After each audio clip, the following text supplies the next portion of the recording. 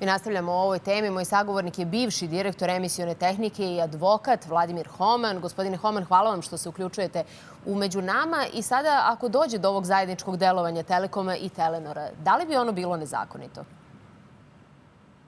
Pa znate šta, zakon je poznat, znači zna se šta su odredbe zakona, upravo ono što nameravaju Telekom i Telenor je baš pojam zbog koga je i donet zakon o zabrani konkurencije u članu 9. Znači sve oni što bi oni radili, to je povreda konkurencije. Ja ću vam samo reći jednu stvar, to je da je kada je pravljeno preduzeće emisiona tehnika i veze, javno preduzeće emisiona tehnika i veze, čiji sam ja bio jedini direktor, tada su to sve VD direktori. Ono je napravljeno upravo iz razloga sprečavanja nelojalne konkurencije tada javnog servisa koji je znači bio i televizija, radiotelevizija, ali i emiter ostalih radija i televizija. Znači jedno lice pravno, jedan učesnik na tržištu je emitovao sve ostale televizije i radija. To je bilo zbog toga je i napravljeno to javno preduzeće. Sada se radi nešto što je potpuno suprotno zakonu koji postoji.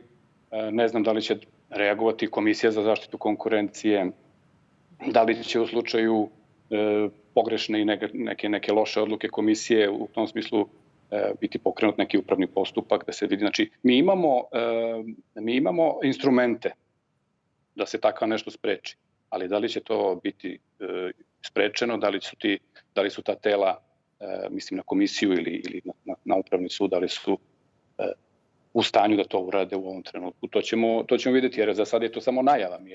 Sada postoji ta bojazan da se Komisija za zaštitu konkurencije oglasi nenadležnom za ovaj slučaj. Kako gledate na to i da li ima bilo kakvog osnova da ona bude nenadležna za ovakav slučaj? U meni nema nikakvog osnova, a ona i postoji za ovakve slučajeve. Znači, to je bukvalno sve što je opisano u zakonu bi se desilo kad bi se ove dve kompanije spojile, tako da ne znam čemu bi onda služila komisija ako ne za takve slučajeve. Koliko je za vas sporno to da jedan Telekom, jedna državna firma, ustupa svoje kapacitete jednoj privatnoj firmi? I koliko vam je sporna i sama ta tržišna utakmica koja će se desiti, odnosno vrlo konkretno izgurivanje treće strane u svemu tome? Pa sve je to jako sporno.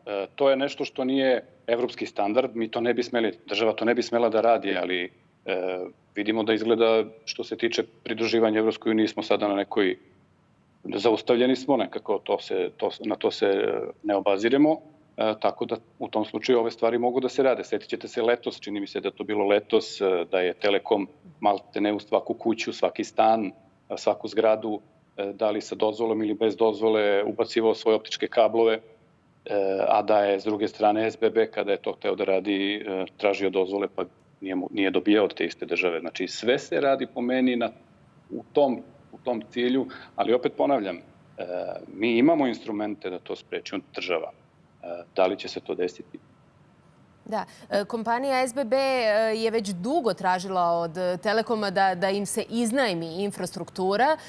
Na taj zahtev nikada nije bilo odgovora. Odjednom taj zahtev bude dozvoljen i priznat jednoj drugoj privatnoj kompaniji. Ovdje govorimo o kompaniji koja ima češkog vlasnika i praktično će Telenor postati na neki način kablovski provajder. Samo da objasnimo ljudima šta to u praksi znači. Pa to u praksi znači upravo ono što je i cilj. To u praksi znači da će se stvoriti na taj način još jedan i to dominantan kablovski operater sa ciljem izgurivanja konkurencije. Ne mora to da bude SBB, to jeste SBB, ali svi ostali će takođe isto proći kao i SBB i jednostavno to ne sme da se radi. Ne znam kako da vam kažem. Jednostavno te stvari nisu ni dobar znak našim evropskim partnerima da smo mi uopšte zemlja koja je zrela za dalji napredak i dalje korake u pridruživanju Evropskoj uniji, kada ovakve neke zaista stvari koje su ispod svakog nivoa se radi to od strane dominantnog učesnika ne na tržištu, nego uopšte dominantnog igrača, a to je sama država. Znači, kada država sprečava jednu privatnu kompaniju da radi, to su stvarno loše stvari. Da, vi ste sami primetili malo často taj naš jedan zastoj u približavanju Evropskoj uniji i taj zastoj traje već dugo. Mi u toku cijele prošle godine nismo otvorili ni jedno poglavlje. Šta sad hoću da vas pitam u ovom konkretnom slučaju? Da li je realno očekivati pravdu? Da li je realno očekivati neku reakciju iz Brisela koja bi glasila ovo nije po propisima, ovo ne sme da se radi? Ja bih voleo da čujem i da vidim takvu neku reakciju, ali iz iskustava koje imamo sa reakcijama iz Brisela na neke stvari koje se dešavaju, to mislim da se neće desiti. Nadam se da grešim. I hoću da vas pitam još samo nešto za kraj. Sada, ako dođe do svega ovoga, to bi značilo da će Telenor nuditi televizijske kanale u ponudi, ali samo Telekomove televizijske kanale. Koje je vaše lično mišljenje? Da li u stvari gušenje slobode medija, da li gušenje jedine dve nezavisne televizijske stanice koje mogu da se vide jedino na programu SBB-a kao provajdera, da li to je značajan činilac i politički koji stoji iza svega ovoga? Pa dobro, vi ste to ovako pitali novinarski korektno, ali ja mislim da je to jedini činilac koji stoji iza svega. Ne mislite da je jedini činilac?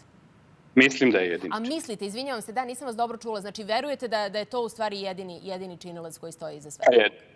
Ne verujem da je to zbog sport kluba i tako dalje, mislim, nego je zbog TV Nove i Nova S i N1. Je li bi to za vas bio osnovni argument kada govorite o ovom slučaju? Dakle, upravo to gušenje slobode medija, da li bi vam to bio osnovni argument kada biste govorili o svemu ovome što se navodno sprema? Pa vidite, politički kada bismo govorili, to je osnovni argument. A pravno kada bismo govorili, to je ono što smo na početku pričali, zabrana konkurencije, jer moramo gledamo šire na SBB kao kablovskog provajdera, kome je sprečen rad i pristup tržištu ako se ovo desi. Znači imamo dve tu komponente, jednu pravnu i jednu političku. Mnogo vam hvala što ste našli danas vremena za nas. Vladimir Homan je bio naš gost.